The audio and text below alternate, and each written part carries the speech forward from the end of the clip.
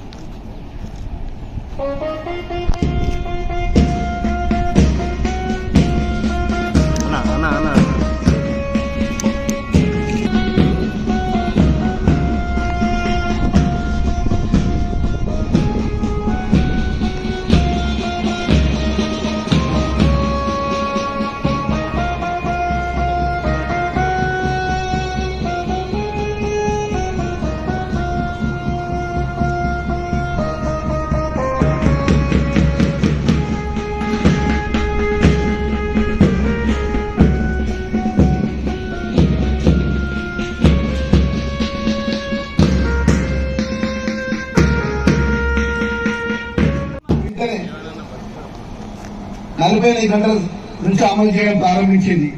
మరియు ప్రజలకు ఇచ్చిన మాట ప్రకారం 6 గ్యారంటీ పథకాలు అమలు చేసినందుకు కంకణం కట్టుకుంది.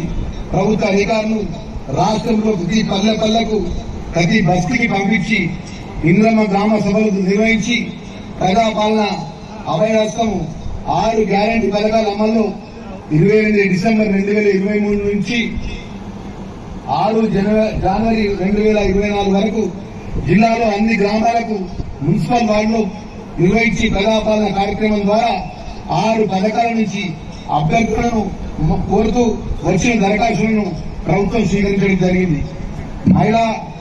మహిళలకు గౌరవాన్ని, ఆత్మరక్షణకు భద్రతను కల్పించే దిశగా తెలంగాణ ప్రభుత్వం ఆర్టీసీ బస్సుల్లో బాలికలను మరియు మహిళలను యావత్ తెలంగాణ రాష్ట్రంలో ఎక్కడెక్కడి నుంచో ఉచితంగా ప్రయాణం చేసేలా ప్రభుత్వం మహాలక్ష్మి పథకాన్ని రూపకల్పన చేసింది.